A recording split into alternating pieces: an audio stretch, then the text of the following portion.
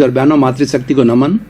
Channel 24+ news के खास, विशेष, मनमोहक, हमें इंसानियत के सूत्र देने वाला, मानवतावादी बनाने वाला और हमें योग दर्शन शिक्षा की बात बताने वाला, वसुधैव कुटुंबकम की अवधारणा को कैसे साकार कराएं उसके लिए सूत्र देने वाला, अच्छी लाइफ स्टाइल के बारे में, शिक्षा के बारे के अंदर, और हम कैसे सुसंस्कारी बने, बच्चों को, युवाओं को, बुजुर्गों को, महिलाओं को, सबको अपने अपने उम्र के अनुसार और अपने अपने लिंग के अनुसार कैसे कैसे अच्छे सूत्र मिले ताकि वो अच्छे नागरिक बन सके।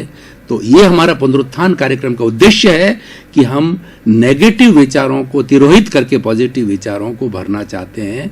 इसी क्रम में आज का हमारा एक बहुत सुंदर दार्शनिक विषय लेकर के हम आपके सामने प्रस्तुत हो रहे हैं। आज का हमारा दार्शनिक विषय है आत्मा और कर्म का संबंध। भाई और बहनों, दर्शकगण, श्रोतागण, सारी दुनिया आत्मा और कर्म संबंध के आधार पर चलती है। कर्म को अगर मैं ईश्वर की बात कहूं तो कोई अतिशयोक्ति नहीं होगी, क्योंकि कर्म ही ऐसा चीज है जो कि हमें नाना प्रकार के खेल खिलाता है। और ये कहा भी गया है कि रंगमंच ये जगत है और कर्म खिलावन हार, और नाना रूप बनाए के और चेतन खेलन हार। यानी कि जैसे कि ये कठपुतली को नचाया जाता है, डोरा जो है कठपुतली के नचाने वाले के हाथ में होता है, और कठपुतली इस डोरे के जो फेर के आधार के ऊपर जो है वो घूमती रहती है, नाचती रहती है। उसी तरीके से हम पूरे जीवन भर, जन्म से लगा के मृत्यु के बीच का जो हमारा जीवन का अंतराल है, उस जीवन भर हम कर्म के अधीन खेलते रहते हैं। हमारी कोई स्वतंत्रता नहीं है, हमें एक सांस लेने की स्वतंत्रता नहीं है। मन वचन काया रूपी जो शरीर मिला है, ये कर्मों के भुगतान के लिए मिला है, और हमारी जो ये सृष्टि है और हमारी जो ये कुदरत है वो उसके लिए संजोग जुटाती है। उन संजोगों के आधार पर हमें कर्म फल मिलता है, और कर्म फल के आधार पर हमें सुख और दुख मिलता है। तो दो शब्द है, एक तो आत्मा और कर्म, फिर उसके संबंध के बारे में, उसके इंटर रिलेशन के बारे के अंदर हम उसको जानने की कोशिश करेंगे। तो सबसे पहले आत्मा एक चेतन तत्व है। पूरे विश्व के अंदर, पूरे ब्रह्मांड के अंदर, पूरी दुनिया में, पूरे यूनिवर्स में, पूरे कॉस्मॉस में चेतन तत्व सब एक आत्मा ही है। और ऐसा कहा जाता है कि चराचर जगत के अंदर 84 लाख जीवा योनि उत्पत्ति स्थान है। यानी वहां पर सारी आत्माएं जन्म लेती है और कर्मों का भुगतान करती है, लेकिन आत्माओं की संख्या अनंत है, असंख्य है, वो गिनती भी नहीं की जा सकती है।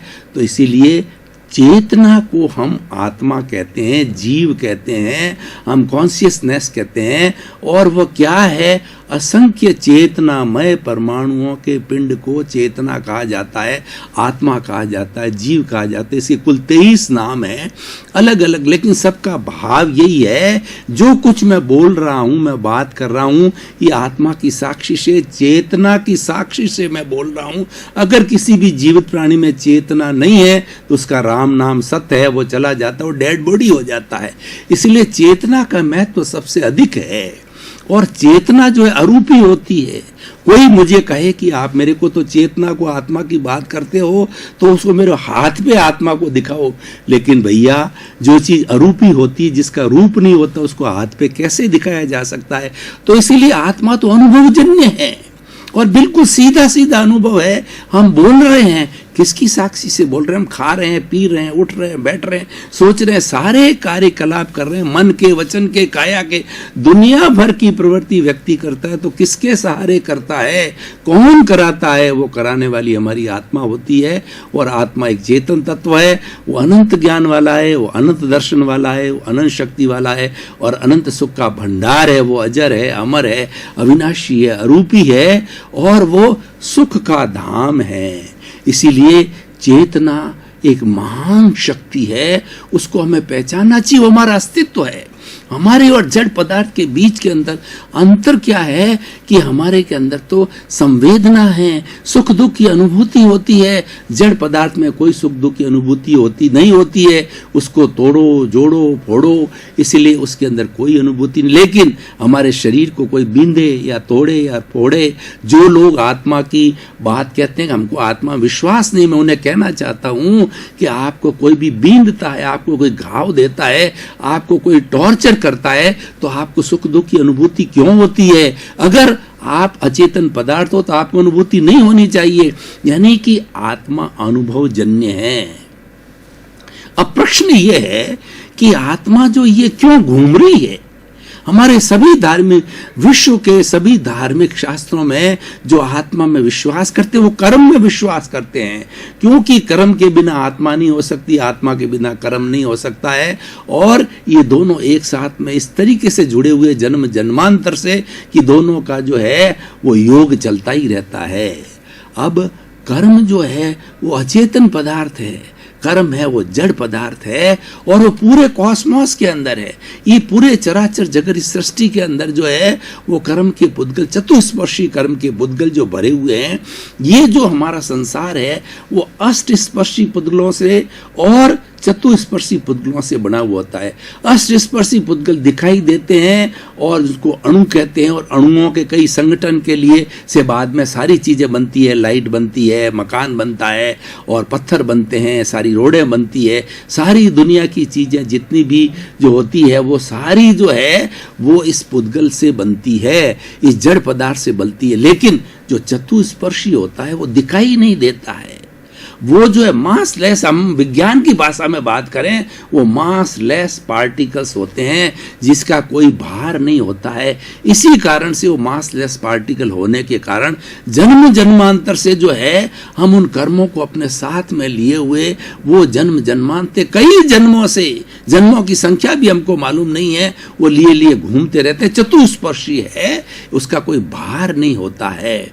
और अब देखिए कर्म और आत्मा का संबंध कैसे होता है? कर्म तो अचेतन है, कर्म तो जड़ है, लेकिन आत्मा चेतन है। इन दोनों का जो है आपस में मिलन कैसे होता है? और ये अनादिकाल से चला आ रहा है।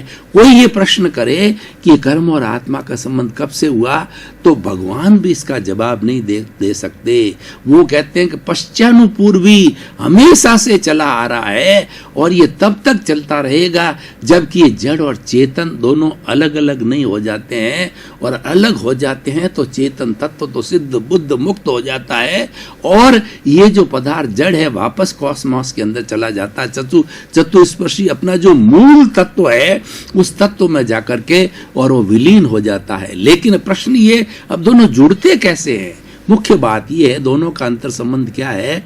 अंतर संबंध ये है कि हमारे शरीर की एक्टिविटी करने के लिए तीन हमारे मुख्य जो घटक है, एलिमेंट्स है, सोर्सेज है, उनको हम कहते हैं मन, एक को कहते हैं वचन, और एक को कहते हैं काया यानी शरीर।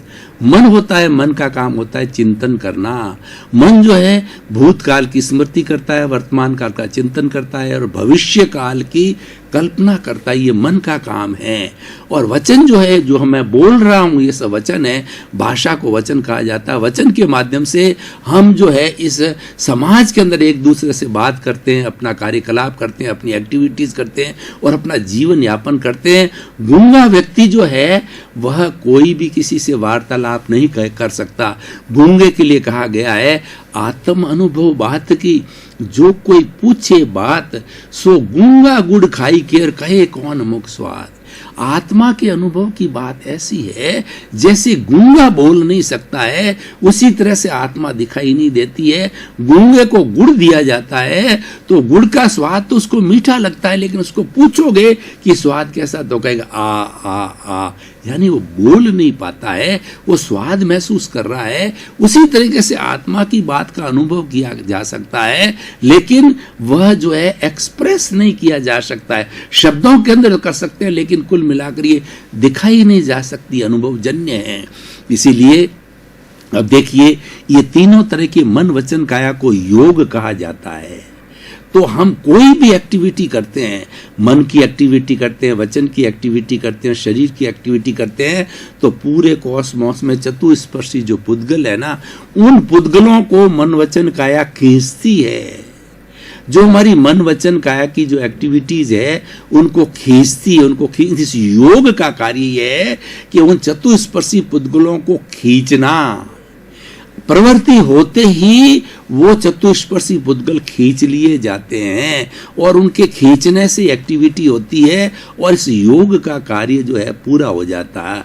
अब ये मन वचन काया तीनों जो चतुष्पर्शी खींचे हुए हैं, इन खींचे हुओं को ले जा करके हमारे भीतर जो है ना, आत्मा के साथ में, जैसा मैंने बताया कि पूर्व जन्मों से जो हमारा कार्बन शरीर जुड़ा हुआ है, जिसको लिंग शरीर भी कहा जाता है, जिसको कॉजल बॉडी भी कहा जा सकता है, जिसको राग द्वेष कहते हैं, जिसको कषाय कहते हैं और जिसको क्रोध मान माया लोभ कहते हैं, वो परत जमी हुई है हमारी आत्मा के साथ के अंदर। परती नहीं है, वो फेविकॉल की तरह चिपकी हुई है। तो वो क्या करती है, योग के द्वारा खींचे हुए मन वचन काया के जो चतुस्पर्शी पुद्गल है वो इनसे संपर्क में आते हैं, इस कषाय के संपर्क में आते हैं।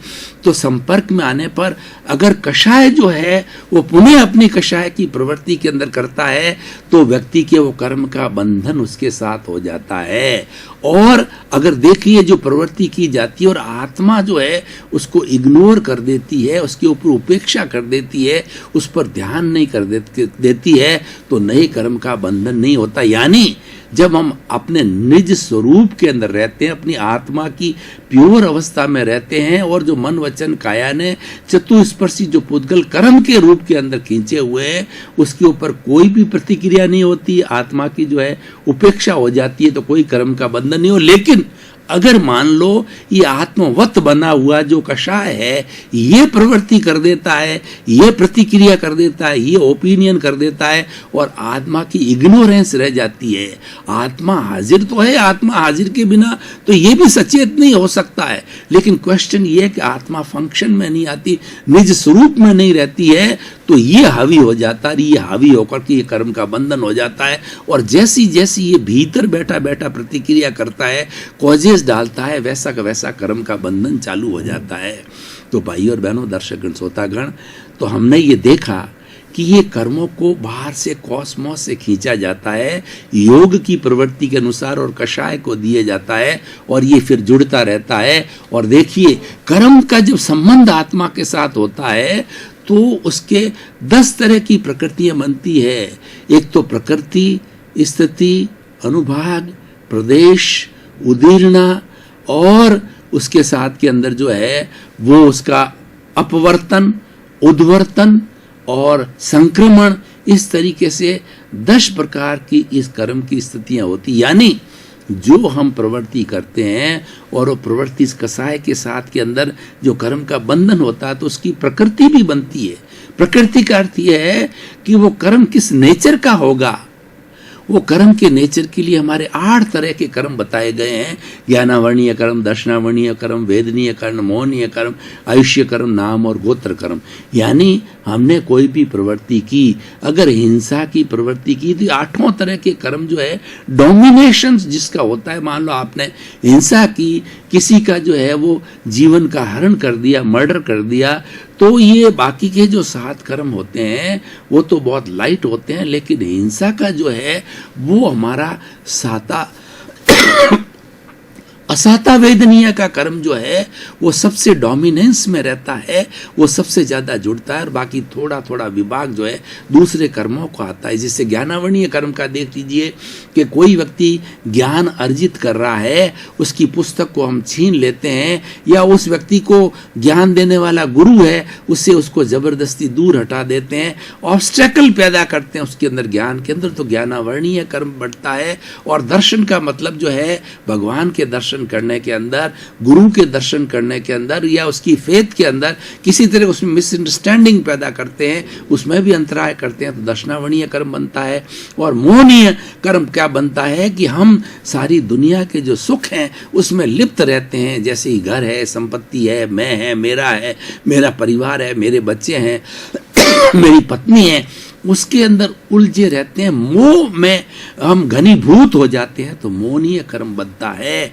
और आयुष्य कर्म का बंधन भी ये होता है कि हमारे अंदर किस तरह की सोच होती है। जीवन में आयुष्य कर्म बंधन है वो एक बार होता है, और जैसी हमारी जो सोच होती है और जैसी हमारी भावना होती है, जैसे हमारा भाव होता है, उसी के अनुरूप ही हमारा अगले जन्म का आयुष्य का बंधन हो जाता है। और एक बार होता है पूरे जीवन के अंदर। इसके बंधन के बिना ये आत्मा इस शरीर को छोड़ करके दूसरे शरीर के अंदर नहीं जा सकती है। तो इसीलिए ज्ञानावर्णीय, दर्शनावर्णीय और अपने मोहनीय और अंतराय कर्म होता है। हम किसी के ऑब्स्टेकल पैदा करते हैं, दान, लाभ, भोग, उपभोग और वीर्य, 5 तरह की अंतराय होती है। हम किसी को दान देने में ऑब्स्टेकल करते हैं, किसी के लाभ में ऑब्स्टेकल डालते हैं, भोग में डालते हैं, भोग में डिप्रोट डालते हैं, किसी को मारते हैं तो वीर्य अंतराय बनती है। तो ये ऑब्स्टेकल डालने से हमारे अंतराय कर्म का बंधन हो जाता है। और उसके बाद में नाम कर्म होता है। हम जितना भी पुण्य पाप होता है वो सब नाम कर्म के आधार पर होता है कि हम किसी के साथ किसी को दुख देते हैं, किसी का बुरा करते हैं, तो उसके अनुसार ही हमारा शुभ और अशुभ नाम हमारा नाम कर्म का बंधन होता है। गोत्र में सोशल स्टेटस मिलता है। सोशल स्टेटस कैसे मिलता है कि हमने देखिए कि हमने जाति, कुल, ऐश्वर्य और दान, ऐश्वर्य और उसके बाद के अंदर जो है हमारा ज्ञान है, उसका जो अहंकार, 8 तरह के मद होते हैं। हम जितना जितना मद नहीं करते हैं तो उच्च गोत्र बनता है, और हम मद करते हैं तो हमें नीच गोत्र का बंधन होता है। इस तरीके से भाई और बहनों ये सारा डिवाइड इसकी प्रकृति में हो जाता है। स्थिति टाइम भी फिक्स होता है, किस इंटेंसिटी के साथ के अंदर जो है मन वचन काया ने जो है वो पुद्गल खींचे हैं। उस वक्त में कैसी इंटेंसिटी थी, कैसा रस था, उसी के अनुसार ही जो है वो हमारी प्रकृति बनती है, स्थिति बनती है, उसके प्रदेश यानी उतने परमाणु इकट्ठे होते हैं। और प्रकृति, स्थिति, प्रदेश और अनुभाग, जिस रस से जो हम इंटेंसिटी से हम खींचते हैं परमाणुओं को, और जिस इंटेंसिटी से जो हमारा कषाय जो है उसके साथ जुड़ता है, वैसा का वैसा ही हमें फल मिलता है। यानी हमारा जो ये कर्म थ्योरी है ये परफेक्ट मैथमेटिक्स है। हमारी मैथमेटिक्स में तो गलती हो सकती है, लेकिन इस कर्म के सिद्धांत के अंदर कोई गलती नहीं होती है। ऐसा इसका खुद का एक सिस्टम है। उस सिस्टम से ये कर्म थ्योरी चलती है और ये आत्मा के साथ में जुड़ती है। और इस कर्म को जो है कोई कर्म रज कहता है, कोई द्वैत कहता है, कोई अद्वैत कहता है, कोई पुण्य कहता है, कोई पाप कहता है, कोई विशिष्ट कहता है। इस तरीके से अलग अलग हमारे जितने भी भारतीय संस्कृति के धर्म दर्शन अलग अलग नाम किए हैं, लेकिन आत्मा में विश्वास करने वाला, पुनर्जन्म में विश्वास करने वाला कर्म ही है। क्योंकि संसार के अंदर जो कोई भी हमारे को ये डिफरेंसेस नजर आ रहे हैं, ये जो जितनी भी हमको विभिन्नताएं नजर आ रही है चेतन पदार्थों में, वो कर्म के कारण ही होती है। तो इसीलिए कर्म के लिए कहा गया है कि उर्जत को सुख को दुख देत है और कर्म देत जकजोर, उर्जत सुरजत आप ही और ध्वजा पवन के फेर। उदाहरण देके बताया गया है कि भगवान के मंदिर के ऊपर ध्वजा लगी हुई होती है, उस ध्वजा को कौन जो है वो सीधी करता, टेढ़ी करता, वो तो हवा के फेर से उलझती है, सुलझती है। उसी तरीके से आपको सुख और दुख देने वाला केवल कर्म ही है। दर्शकगण, श्रोतागण, भाई और बहनों, आपका बहुत बहुत धन्यवाद। आप पुनरुत्थान कार्यक्रम को बड़ी दिलचस्पी से देख रहे हो, इसीलिए हमारे पास में फीडबैक आ रहा है कि पुनरुत्थान कार्यक्रम अपनी सही दिशा में जा रहा है और ये सही बातें बताई जा रही, हमारे जीवन के लिए उपयोगी बातें बताई जा रही, हमारे जीवन का निर्माण हो रहा है, उससे हमको भी प्रोत्साहन मिल रहा है और हम प्रतिदिन नए एपिसोड जो अच्छी क्वालिटी के साथ में आपको प्रस्तुत करते हैं। इसीलिए हमारा आपसे नम्र निवेदन है कि आप पुनरुत्थान कार्यक्रम को रोज देखते रहिए। और हमारा उद्देश्य भी है कि व्यक्ति के अंदर जितने भी नकारात्मक भाव है उसको हम किस तरीके से दूर करें, दूर करके सकारात्मक भावों के अंदर बदले। इसीलिए इसी क्रम के अंदर आपका जीवन आनंदमय हो, मंगलमय हो, सुखमय हो और खूब आप शतायु होकर के और अपने समाज की सेवा करें और मनुष्य जीवन का आप सार निकालें। आपके प्रति मंगल भाव।